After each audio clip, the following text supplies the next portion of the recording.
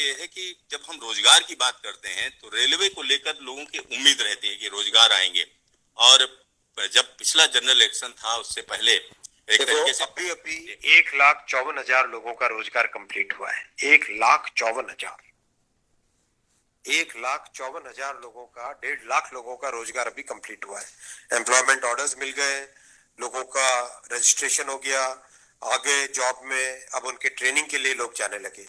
जैसे ही process complete हुआ, next process चालू हुआ। बहुत लंबे समय से सबकी डिमांड थी कि इसको एनुअल बनाया जाए।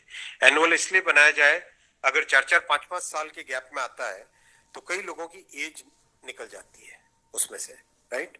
इसीलिए अब एनुअल सिस्टम की तरफ मूव कर रहे हैं।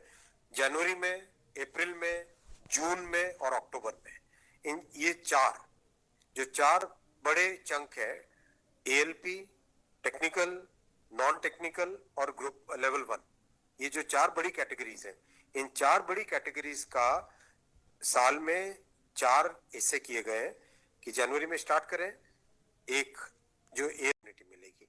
इस थिंकिंग के साथ आगे बढ़े और इसी थिंकिंग और इसमें भी जितनी रिक्वायरमेंट थी उससे ज्यादा अभी नोटिफाई किया है। 1 साल के हिसाब से जो रिक्वायरमेंट है, 1 साल के हिसाब से अगर जैसे लोको पायलट का मैटर है, कितने लोग रिटायर होते हैं उससे ज्यादा लिए हैं, राइट। टेक्नीशियन का है तो टेक्नीशियन का जो अप्रैल के आसपास, अप्रैल से पहले निकल आएगा, क्योंकि हम लोग वो मॉडल कोड ऑफ कंडक्ट को भी अवॉइड करना चाहते थे, वरना नॉर्मल प्रोसेस में अप्रैल में निकलता टेक्नीशियन का, पर मॉडल कोड ऑफ कोड को अवॉइड करने के लिए पहले निकाला है। तो जनवरी, अप्रैल, जून, अक्टूबर, फिर अगले साल वापस जनवरी, अप्रैल, जून, अक्टूबर, फिर अगले साल वापस, इस हिसाब से ये प्रोसेस कर रहे हैं। सर 1 साल में कितने जॉब्स निकलेंगे इसमें? डिपेंड करेगा जिसकी जितनी रिक्वायरमेंट है। हर एक जोन की अपनी अपनी रिक्वायरमेंट आती है, हर डिवीजन की रिक्वायरमेंट आती है, कोई एस्टिमेट नहीं, हर वर्कशॉप से आती है। एस्टिमेट बनता है, बन के ही तो निकलता है, फिर एस्टिमेट बन के निकलता है ना, फिर हर एक कैटेगरी के लिए अलग अलग बनता है। अभी 1.5 लाख लोगों को जॉब दिया।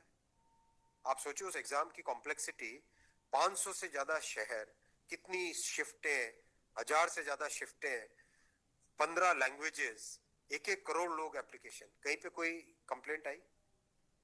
0 कंप्लेंट। कहीं पे कोई paper leak? 0 paper leak. Complete हुआ ना एकदम ट्रांसपेरेंटली।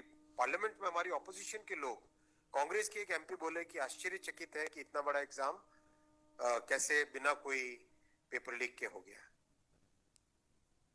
तो एक उस चीज को भी तो देखो।